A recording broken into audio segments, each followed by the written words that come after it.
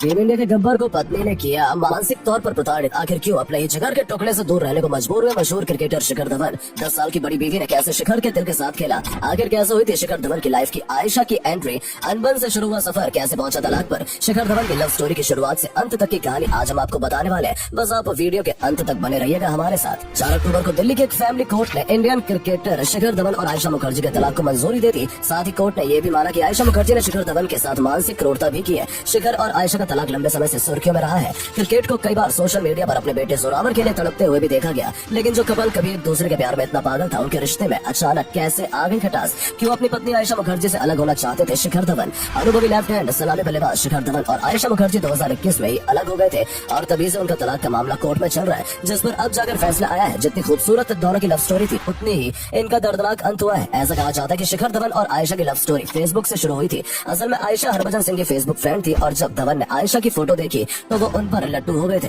धवन खुद को रोक नहीं पाए और तुरंत आयशा को फ्रेंड रिक्वेस्ट भेज दी। दूसरी तरफ से आयशा ने भी रिक्वेस्ट एक्सेप्ट कर ली और फिर देखते ही देखते दोनों के बीच शुरू हुई चैटिंग। दोनों के बीच बातों का सिलसिला आगे बढ़ता चला गया और दोनों धीरे धीरे बहुत अच्छे दोस्त बन गए। फिर दोनों को एक दूसरे से प्यार हो गया। आयशा की खूबसूरती के आगे शिखर धवन तो आराम से क्लीन बोल्ड हो चुके थे, लेकिन उन्हें प्रपोज करने में गब्बर काफी घबरा रहे थे। इसके लिए भी उन्होंने हरभजन सिंह की मदद ली और उन्हीं के जरिए आयशा से अपने दिल की बात कही थी।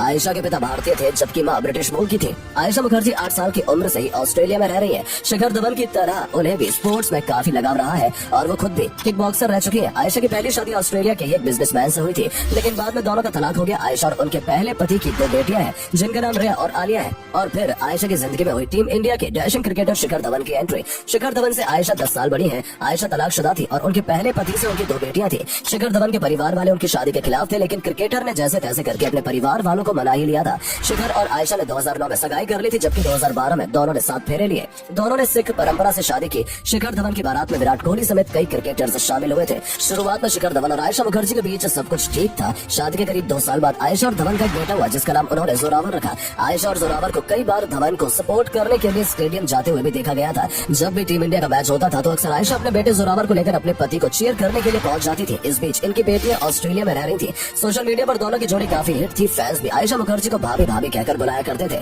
दोनों अक्सर अपने अपने सोशल मीडिया हैंडल पर प्यार भरी फैमिली फोटो और वीडियोस अपलोड करते रहते थे। हालांकि दोनों अब अलग हो चुके हैं। करीब 2 साल पहले इसका खुलासा खुद आयशा ने अपने सोशल मीडिया पोस्ट के जरिए किया था। यहाँ तक कि दोनों ने एक दूसरे को सोशल मीडिया पर अनफॉलो भी कर दिया था। तब आयशा ने एक लंबा चौड़ा पोस्ट कर सेपरेशन का खुलासा किया था, जिसने सभी को हैरान करके रख दिया। उन्होंने लिखा था, जब पहली बार मेरा तलाक हुआ तो मैं बहुत डरी हुई थी। मुझे लगता था कि जैसे मैं फेल हो गई थी और जिंदगी में कुछ बहुत गलत कर रही थी। मुझे लगा था कि मैंने सबका भरोसा तोड़ा है और स्वार्थी हो गई हूँ। मुझे लगा था कि मैंने अपने पेरेंट्स, अपने बच्चों और शायद भगवान को भी निराश किया है। तलाक का मेरे लिए एक गंदा शब्द था। अब सोचकर देखिए, मुझे दूसरी बार तलाक से गुजरना पड़ रहा है। ये और भी डरावना है। एक बार पहले ही तलाकशुदा होने की वजह से मुझे लगा कि दूसरी शादी में पहली बार से ज्यादा चीजें दांव पर लगी है। मुझे खुद को पिछली बार से ज्यादा साबित करना होगा। उन्होंने आगे कहा कि अब उनके दिमाग से डर निकल चुका है और वो पहले के मुकाबले खुद को ज्यादा सशक्त महसूस कर रही है। वहीं दूसरी ओर शिखर धवन ने अपने तलाक के बारे में कहा था, मैं इसलिए फेल हुआ क्योंकि मैं दूसरों पर उंगली नहीं उठाता। मैं क्रिकेट के बारे में जो बात करता हूँ वो 20 साल पहले नहीं कर सकता था। इसी तरह शादी और रिलेशनशिप को लेकर मुझे अनुभव नहीं था। मैं कोशिश करूंगा कि अगर अब मैं शादी करता हूँ तो पहले वाली गलतियां नहीं दोहराऊं। अब सवाल उठता है कि आखिर दोनों के रिश्ते में दरार कब और कैसे आई? शिखर धवन और आयशा मुखर्जी की शादी टूटने को लेकर समय समय पर कई तरह की चीजें सुनने को मिलती रही है। इसकी सबसे बड़ी वजह आयशा की पहली शादी को बताया जाता है। ऐसा कहा जाता है कि आयशा ने अपने पहले पति से वादा किया था कि वो बेटियों का ध्यान रखेंगी और ऑस्ट्रेलिया नहीं छोड़ेंगी। वहीं दूसरी ओर धवन ने उन्होंने कहा कि वो उनके साथ भारत में ही रहेंगी। हालांकि शादी के बाद वो बेटे जोरावर को लेकर चली गई और दोनों बेटियों के साथ ऑस्ट्रेलिया में ही रहती थी। इसी वजह से दोनों के बीच अनबन हुई और शादी टूट गई। जब दोनों का तलाक का मामला कोर्ट में पहुंचा तो आयशा ने ऐसा दावा किया था कि वो सचमुच शिखर धवन के साथ भारत में रहना चाहती थी। हालांकि अपनी बेटियों के प्रति उनका कमिटमेंट है, जिसके कारण उन्हें ऑस्ट्रेलिया में रहना पड़ रहा है। कोर्ट में भी जज ने शिखर धवन के ही हक में फैसला सुनाया था। धवन और उनकी पूर्व पत्नी आयशा मुखर्जी अब कानूनी तौर पर अलग हो चुके हैं। पटियाला हाउस कोर्ट ने जज हरीश कुमार ने तलाक याचिका में धवन द्वारा पत्नी के खिलाफ लगाए गए सभी आरोपों को स्वीकार कर लिया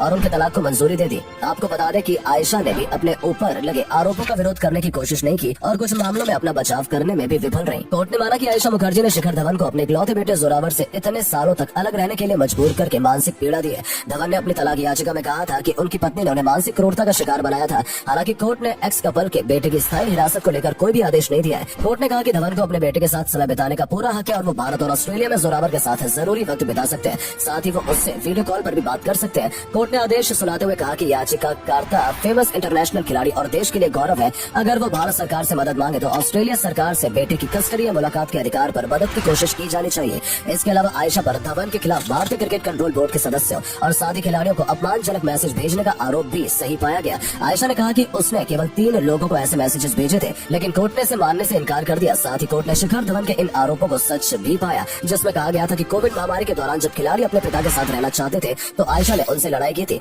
कोर्ट ने आयशा के खिलाफ ये आरोप भी सच पाया कि जब वो अपने बेटे को लेकर भारत रहने आई थी तो उन्होंने धवन को अपनी दोनों बेटियों को महीने का खर्च भेजने के लिए मजबूर किया था। धवन ने उन दोनों की स्कूल की फीस भी भरी थी। काफी समय तक धवन ने हर महीने करीब 10 लाख रुपए भेजे थे। कोर्ट ने यह भी पाया कि कैसे आयशा ने जबरन दबाव बनाकर ऑस्ट्रेलिया में धवन की 3 संपत्तियों में 99% मालिकाना हक हासिल कर लिया और 2 अन्य संपत्तियों में भी जॉइंट ओनर बन गए। कोर्ट ने आयशा को एकेडमिक कैलेंडर के हिसाब से स्कूल की आधी छुट्टियों के लिए धवन और उसके परिवार के सदस्यों से रात भर रहने और मिलने के उद्देश्य से जोरावर को भारत लाने का आदेश दिया है। इस बीच खबरें तो ऐसी भी आ रही है कि गब्बर अपनी जिंदगी की नई पारी शुरू करने के लिए तैयार है। उन्होंने खुद आईपीएल के 16वें सीजन के दौरान कबूला था कि उन्हें प्यार हो गया है और वो इस रिश्ते से काफी खुश है। उन्होंने कहा कि वो पुरानी चीजों को भुलाकर फिर से आगे बढ़ना चाहते हैं। अब फैंस का इंतजार है कि कब धवन अपनी न्यू लेडी लव से दुनिया को मिलवाते हैं। तो दोस्तों ये थी शिखर धवन की लाइफ पार्टनर की एंट्री से लेकर जाने तक की पूरी कहानी। उम्मीद करते हैं आपको वीडियो अच्छी लगी होगी। अगर हाँ तो इसे लाइक और शेयर अवश्य करें। धन्यवाद।